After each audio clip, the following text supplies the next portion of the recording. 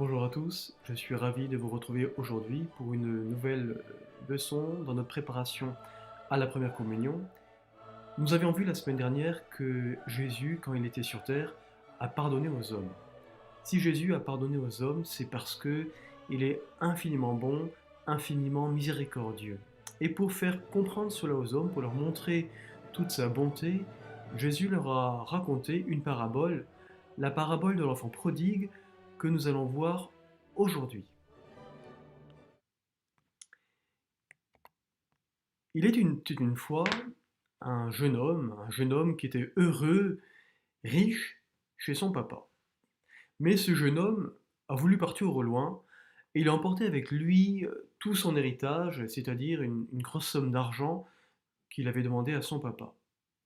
Il fit la fête, il a dépensé tout ce qu'il avait et malheureusement, il a fait de grands et graves péchés. Puis il est devenu pauvre. Il est devenu si pauvre que il a dû aller travailler pour se nourrir, pour avoir des vêtements. Comme vous le voyez sur cette image, il a dû garder des porcs, garder des cochons, pour, pour pouvoir avoir un petit peu de nourriture, et parfois même il en avait si peu qu'il en était contraint à manger la même chose que les porcs. Alors le jeune homme a réfléchi au fond de son cœur et il s'est dit la chose suivante. Quand j'étais chez mon papa, j'avais de quoi manger, j'étais heureux, la vie était facile. Alors il a commencé à penser à tout cela et il a commencé à regretter tout ce qu'il avait fait de mal, regretter d'avoir quitté son papa. Il s'est dit, voilà ce que je vais faire. Je vais rentrer à la maison, aller voir mon papa, me mettre à genoux et lui dire de tout mon cœur, Père, je regrette tout le mal que j'ai fait contre vous. Pardonnez-moi, mon Père, pour tous mes péchés. Alors c'est ce qu'a fait le jeune homme. Il est parti aller voir son père. Une fois arrivé, son père s'est jeté dans ses bras, était heureux comme tout d'avoir retrouvé son enfant. Il a fait une fête en l'honneur de son retour, tant il était joyeux, plein de bonheur que son fils soit revenu. De la même façon que le père a pardonné au fils prodigue, le bon Dieu, Jésus, a pardonné les péchés quand il était sur terre. Il les a pardonnés aux hommes. Et lorsqu'il est parti au ciel, il a institué pour nous le sacrement de la pénitence, le sacrement qui permet aux prêtres, au nom de Jésus, de pardonner aux hommes tous leurs péchés.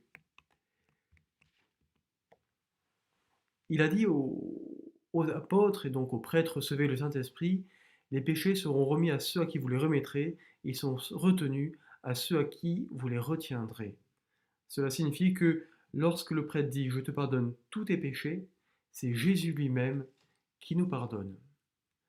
Dans la parole de l'enfant prodigue, on peut voir un lien entre le jeune homme et son papa, et à droite sur l'image, le pénitent, la personne qui va aller se confesser, et le prêtre qui représente le bon Dieu. L'enfant prodigue a fait de graves péchés, il s'est éloigné de Dieu, et puis il a regretté, il est allé voir son papa qui lui a pardonné, et son papa était heureux d'avoir retrouvé son fils. Nous, dans notre vie, on va parfois être comme l'enfant prodigue, c'est-à-dire que on va s'éloigner du bon Dieu, faire des péchés, faire des fautes, des choses qui déplaisent à Dieu. Mais comme l'enfant prodigue, il faut regretter tout au fond de son cœur et de tout son cœur dire pardon à Jésus. On va alors aller voir le prêtre qui représente le bon Dieu, confesser tous ses péchés et le prêtre va nous pardonner tous nos péchés, le bon Dieu nous pardonne tous nos péchés et le bon Dieu va être heureux de nous avoir retrouvés. Voilà mes bien chers enfants, cette parabole de l'enfant prodigue qui, je l'espère, vous aidera à comprendre le sens de la confession. Nous poursuivrons notre cheminement vers la confession la semaine prochaine avec une leçon toute spéciale. Nous verrons comment il faut faire pour se confesser. En attendant, je vous souhaite une bonne semaine, je vous dis à bientôt et soyez des saints.